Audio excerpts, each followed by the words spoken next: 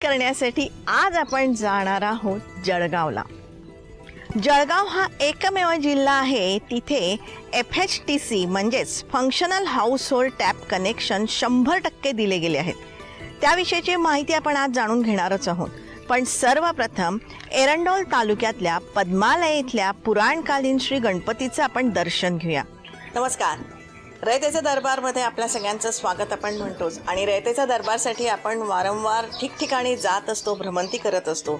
सध्या उष्णतेच्या लाटेमध्ये सुद्धा आम्ही भ्रमंती करत आहोत आणि आमची भ्रमंती सुरू आहे जळगाव जिल्ह्यामध्ये। प्रचंड उन्हाने पेटलेला असाच हा सध्याचा भाग आहे, पण त्यातही मनाला कुठेतरी शांती, प्रसन्नता, पवित्रता वाटेल अशी अनेक स्थळं या जळगाव जिल्ह्यामध्ये आहेत। आणि अशाच एका स्थळावरती, धार्मिक स्थळावरती आम्ही आलेले आहोत आणि श्री गणपतीची मूर्ती बघून, आणि ती एक मूर्ती नाही आहे, दोन मूर्ती आहेत। दोन्ही सोंडेचे म्हणजे उजव्या सोंडेचा आणि डाव्या सोंडेचे गणपती आहेत आणि हे दोन्ही गणपती शेजारी शेजारी बसलेले आहेत। अशा प्रकारचं हे मंदिर मला वाटतं भारतामध्ये एकमेव असेल जे ह्या ठिकाणी आहे। जळगाव जिल्ह्यातल्या एरंडोल तालुक्यातल्या पद्मालय या अतिशय पवित्र आणि सुंदर ठिकाणी आपण आत्ता ह्या क्षणी आहोत आणि ह्या देवस्थानची जी माहिती आहे किंवा महती आहे ही आपण नक्कीच बघणार आहात रयतेचा दरबारमध्ये। इथे तुम्ही बघितलात ना तर ह्या परिसरामध्ये जवळपास 21 गणपती आहेत, म्हणजे तीही त्यांनी संख्या गाठलेली आहे। आणि ह्या मंदिराचा इतिहास म्हणाल ना तर पुराण काळापासून ह्या मूर्तीचं अस्तित्व आहे असं सांगतात, म्हणजे मंदिराचंही अस्तित्व तेव्हापासून असावं असं वाटतं। आणि स्थापत्याच्या दृष्टीने बघितलं ना तर तेही आपल्या नजरेस येईल की याचा गाभाऱ्याचा जो वरचा कळस आहे तर 80 फुटाच्या वर आहे असं आत्ताच आम्हाला कळलं, थोडे इकडे तिकडे होत असेल। त्याच्यामुळे हे स्थापत्यशास्त्र तुम्ही बघायला पाहिजे। निरनिराळ्या रंगांच्या कमळांनी फुललेलं हे सुंदर सरोवर आणि त्यात आखीव रेखीव हे सुंदर मंदिर।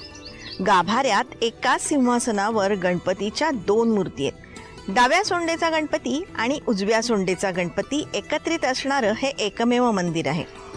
श्री गणेशाची 2.5 पीठं प्रसिद्ध आहेत, मोरगाव, राजूर, जालना आणि हे पद्मालय। हे प्रवाळ सिद्धपीठ म्हणून प्रसिद्ध आहे। इथेही 11 मण वजनाची पंचधातूची भली मोठी घंटा आहे। या पद्मालय मंदिराचा सुंदर परिसर भाविकांनी सतत फुललेला असतो। या मंदिरापासून जवळच भीमकुंड आहे, जिथे भीमानी बकासुराचा वध केला अशी आख्यायिका आहे। त्या काळची एकचक्रा नगरी म्हणजेच आजचं एरंडोल आहे असंच इथे मानतात। या पद्मालय मंदिराजवळच पद्मालय गाव आहे, जिथे भिल्ल लोकांची वस्ती आहे आणि मंडळी या छोट्याशा गावातल्या प्रत्येक घरामध्ये नळाद्वारे शुद्ध पाण्याचा पुरवठा करण्यात येत आहे। यापूर्वी या महिलांना 2 किलोमीटर अंतरावरून अवघड वाटेवरून विहिरीचं पाणी भरावं लागायचं। आता मात्र घरपोच नळ आल्यामुळे या गावचे रहिवासी सुखावले आहेत। याच्यामध्ये निश्चितपणाने स्वच्छ मुबलक पाणी मिळावं याच्याकरता शासनाने धोरण बदलवलेलं आहे। यावेळेस मागच्या काळामध्ये आपण पर हेड ग्रामीण भागामध्ये 40 LPDC पाणी द्यायचो, ते आता आपण 55 LPDC देतोय। जसं की शासनाचं धोरण आहे की जल जीवन मिशन अंतर्गत हर घर नल से जल या योजना अंतर्गत प्रत्येक घराला आपण 55 litre per capita per day बेसिसवर पुढचे 30 वर्षासाठी पाणी देणार आहोत। आणि एकूण आम्ही 1818 योजना घेतलेल्या आहेत। त्यामध्ये ज्या काही जुन्या योजना होत्या ज्याचा थोडीफार सुधारण्याची गरज होती अशा 173 योजना आहेत आणि नवीन एकूण 645 योजना आहेत। अशा एकूण 818 योजना साधारण 547 कोटीच्या नवीन एकूण पूर्ण दर आराखडा तयार केलेला आहे। त्यामध्ये 393 योजनांचे आमचं सर्वेक्षण पूर्ण झालेलं आहे, त्याचे DPR तयार झालेले आहेत।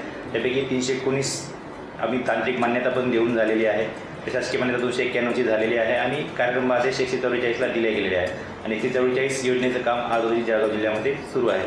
त्याच अनुषंगाने मंडळी आम्ही जळगावमधल्या काही गावांना भेटी दिल्या। आम्ही जेव्हा तिथे गेलो होतो ना तेव्हा ऊन प्रचंड रणरणत होतं, पण तरीही इथल्या नळांना भरपूर पाणी होतं आणि त्यामुळे वाड्या वस्त्यांमधल्या महिला समाधानी दिसत होत्या। आदिवासी लोकवस्तीचं हे गालापूर गाव, इथे पाण्याच्या शुद्धीकरणासाठी RO प्लांट सुद्धा बसवण्यात आला आहे। गालापूर ग्रामपंचायत अंतर्गत मुकपाट या ठिकाणी कोणत्या प्रकारची नळ योजना नव्हती। ग्रामस्थांना, आदिवासी जनतेला 2-2, 3-3 किलोमीटर दूर अंतरावरून घाटाच्या खाली उतरून क्षेत्रामधून विहिरीचं पाणी आणावं लागत असे। जल जीवन मिशन अंतर्गत आपण या ठिकाणी प्रत्येकाच्या घरी पाईपलाईनद्वारे, नळाद्वारे प्रत्येक कुटुंबाला जागेवर पाण्याची उपलब्ध करून दिलं। 2 वर्षापूर्वी लोकांना तेऱ्याखोऱ्यात जावं लागत होतं पाणी घ्यायला, पण पाईपलाईन आल्यामुळे 2 वर्षापासून ती लोकांची जो त्रास होता तो कमी झालेला आहे.